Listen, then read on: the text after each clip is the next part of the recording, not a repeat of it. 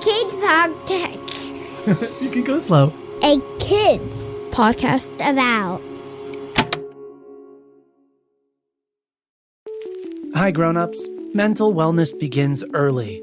A Kids Co. has curated a range of audio, video, and book resources for the kids in your life, for whatever journey they're on. Check out all the content by visiting akidsco.com and typing Mental Health Matters into the search. You are not alone, and neither are your kids. That's akidsco.com and type Mental Health Matters into the search bar.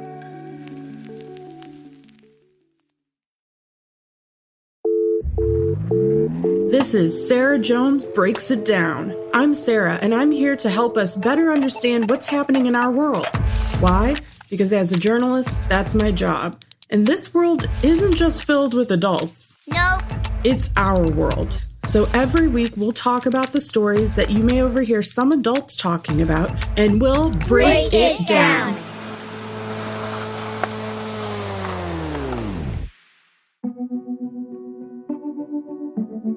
War isn't usually talked about from all different sides with kids.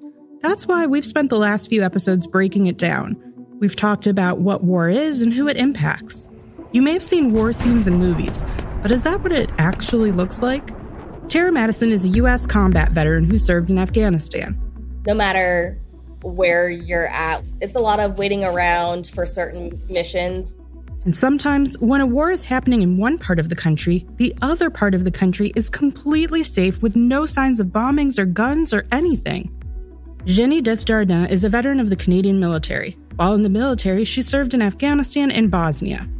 But now that she's retired from the military, she's a consultant, and she was just helping aid agencies in Ukraine a few weeks ago.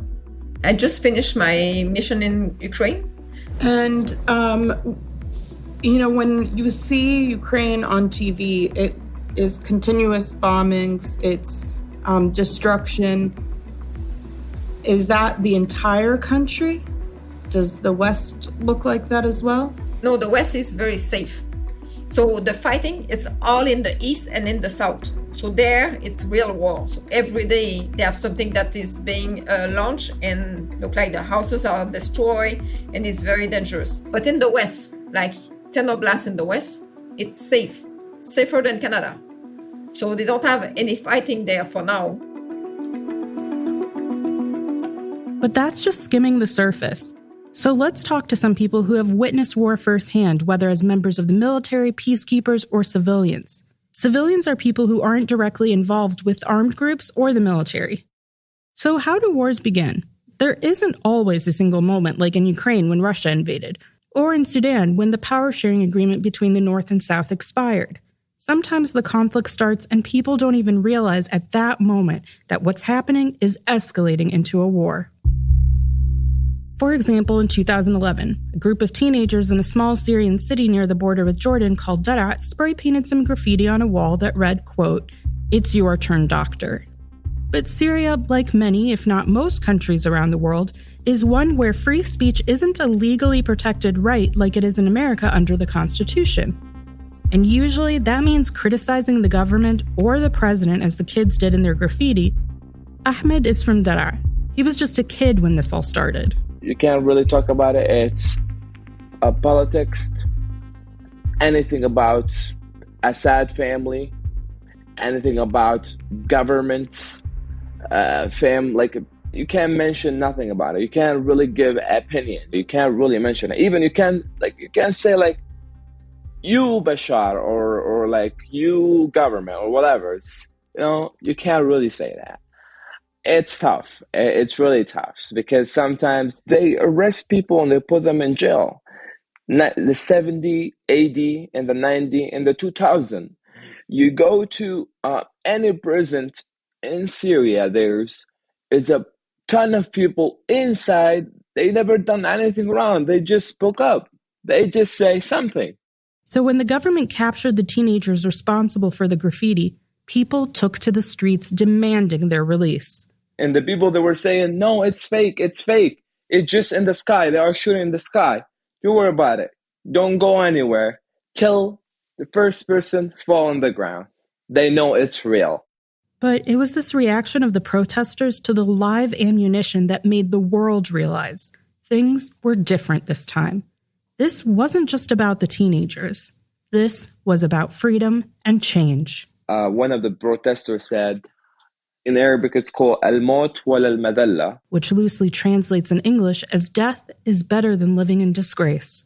So to show how much those people they have a belief in their message, to show how much those people they not scared from to die. Those people that were there, they were like, oh, okay, kill me. If you want to kill me. That's when Ahmed, that's when the world, saw Syrians were willing to die to see a change in their country that they felt would make it more equal for every citizen. But equality requires those who are in power to give up some of their power to empower others. But a lot of people don't like giving up power, even if it means equality.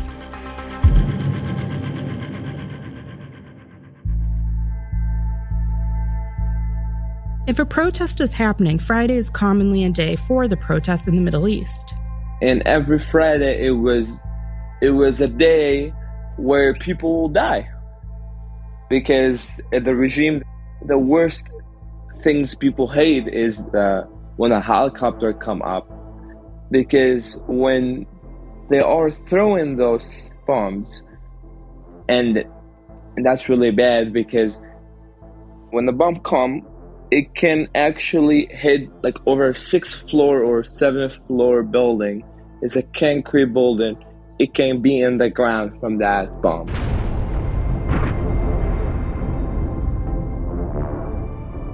If you behave good, they kind of forget about you a little bit. But if you don't behave good, they will palm you or whatever. So like we were all the time protest, so they used to hit us with bombs every day. I didn't stay in my house. I all the time sit outside and just look how the bomb is going down. It's just something you just used to it, and you don't want to go inside the house. If you want to die, and see how you're gonna die.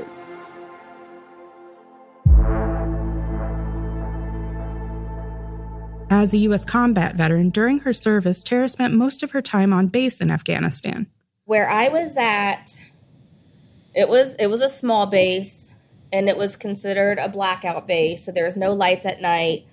But really, you had the same routine because there really wasn't much to do. You woke up, you either went to the gym, or you ate, or you did your personal items that you had to do. It was just a continuous cycle. But she could still hear blasts going on outside, beyond the walls. Just a really loud, like, boom. People yelling. You can hear shots being fired.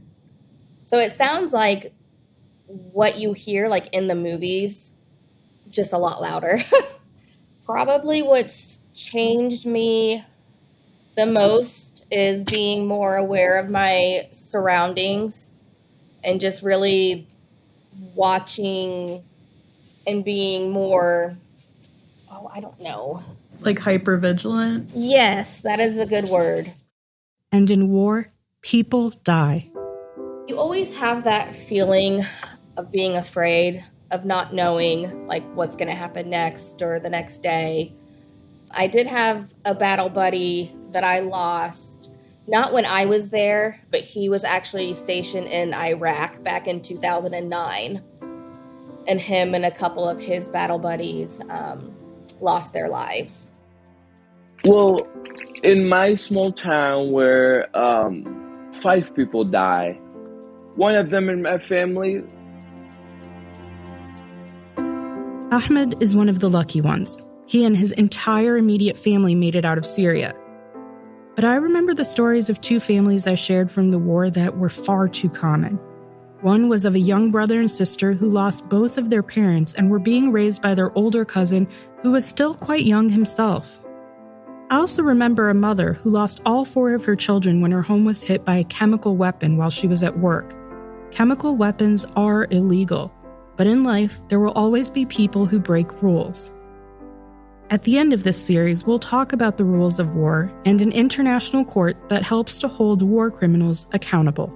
And it just bunch of people, they bring their product and they sell it over there, where it's a lot of people walking around up there. It's kind of, you can say, as a bazaar. So usually people go every Sunday to that there and buy stuff from there. I remember where multiple times where people go over there and they start throwing bombs, and a lot of people get killed because there's a lot of people up there. But not all of the pain and wounds from war are visible. And what's your hope for Syria in the future? To be honest with you, the hope is gone. Although there is a lot of violence and destruction and hate and lies, it can still bring countries together and communities together and unite them. Probably the most difficult day for me is also when I have to leave. When I have to leave and I have to say goodbye to everybody that I was working with. In Afghanistan in 2004, I was working with a woman interpreter, and we have just one for the complete mission. So this woman, she was very, very brave. She was coming on patrol with me, and she was putting her life in danger every day to make sure that women have a voice in Afghanistan to be able to speak to us. So for me, she was very, very important. And at the end, I have to leave and to let her behind because, someone else have to come back. So for me, it was like I was not there to protect her anymore. But the good news now that she is in Canada. So at the end, it looked like she was able to join the Canadian population. Just to clarify, the interpreter who was risking her life, she was risking her life because the Taliban were still ruling, and that was kind of the biggest threat. Is that accurate? But also because of the population, because of the culture, because she was not married and she had to come to work with just men. So she didn't receive a threat just from the Taliban. She received threat from the other interpreter because the other interpreter didn't want her to work there because it's not the place of a woman to work. But this interpreter was welcomed by other local Afghans. The women were welcoming her. The women were happy that she was there to be able to translate. War, it's ugly and it's violent. But amid that are people who selflessly give to others. And humans, we're pretty resilient. So it's not surprising that some who have seen the ugliest sides of war still believe things can improve. Remember my friend Hossein Ibrahim? We spoke with him a little while back. He's a journalist from Syria. He still believes things may get better in the future. I always have a hope that the war in Syria will come to an end, and there will be a democratic ruling where everyone will live in a peace and freedom. So now you know a little bit more about what wars actually look like. They're scary, chaotic, and can cause a lot of big feelings. And whatever you're feeling, or even if you don't feel anything, that's okay. The important thing to remember is that wars do eventually come to an end or a lull. Sometimes they end with a compromise or treaty where the groups involved in the fighting agree to give and take. And sometimes they end because of a change in government leadership. They can only fight so long. But it's not for the rest of the world to tell the Ukrainians, stop fighting, let the Russians have another 10, 15% of your country, let them blackmail you, and just, in essence, shut up and be quiet. We're not going to do that, I'm sure. So there may be a standoff at some point until at some future time things change. The very best scenario, this is my opinion, but I don't think it's going to happen anytime soon, is that the Russian government changes.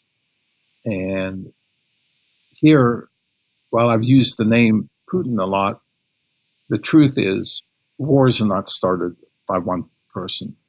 They may ultimately make the decision to do so, but all governments, even authoritarian governments, rely on hundreds, in fact, thousands of people who are willing to follow orders, who are willing to say, oh, yes, I believe in that lie, even though really I know it's a lie, because somehow it makes me feel better, it makes me feel more powerful, or it gives me more income because I'm an official of Putin, or maybe I'm a businessman and Putin has done me favors, so I have a lot of money, so I'll pretend I support him. Lots of reasons. It's not just one man. But if the government of Russia changed in a more democratic way, I don't think that will happen soon. We could put an end to the war. Across the Equatorian Sea, tensions are brewing elsewhere in the world, and it has watchers concerned. Things are getting tense between the Democratic Republic of Congo, also referred to as the DRC, and Rwanda. The two countries share a border in Africa. It's something you probably haven't heard a lot about in the news, or haven't heard people talk about. But on this podcast, we know that everyone matters. Everyone matters. Everyone matters. Everyone matters. So let's get into it. The DRC and Rwanda have had a rough go at diplomatic relations since the Rwandan genocide in 1994. That's when a lot of people trying to flee violence in Rwanda ended up in East DRC. Recently, the DRC has publicly accused Rwanda of supporting the M23 rebel group. It's the first time in 20 years that the DRC government has formally made such an allegation. And then on the other side of the border, Rwanda says the DRC fired rockets at it and that 2 Rwandan soldiers have been kidnapped and are allegedly being held by another rebel group in East DRC called the Democratic Forces for the Liberation of Rwanda, or FDLR. So analysts are afraid this could be a flashpoint. Do you know what a flashpoint is? A flashpoint is a point in time when an event takes a turn. So that's the moment that things escalate to a point of no return. And there are some reports that state tensions between Rwanda and DRC have now escalated to actual fighting between DRC forces and M23 on several fronts in a province of the DRC which borders Rwanda called North Kivu. We'll be watching this closely and keep you posted on what transpires. And let us know if you'd like a future episode focused solely on the DRC.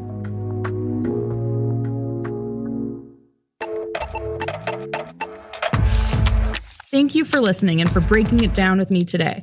If you have a question about what war looks like or the DRC, or if there's something else going on in the world that you want us to break down, write to us or record a message and email us at listen@akidsco.com. Sarah Jones Breaks It Down is written and reported by me, Sarah Jones. You can learn more about me and my work at sarahjonesreports.com. Our show is edited and produced by Matthew Winter with help from Chad Michael Snavely and the team at Sound On Studios. Our executive producer is Jelani Memory, and this show is brought to you by A Kids Podcast About. Follow the show on Apple Podcasts or wherever podcasts are found, and check out other podcasts made for kids just like you by visiting akidsco.com. Thank you for hanging out with me, and stay curious.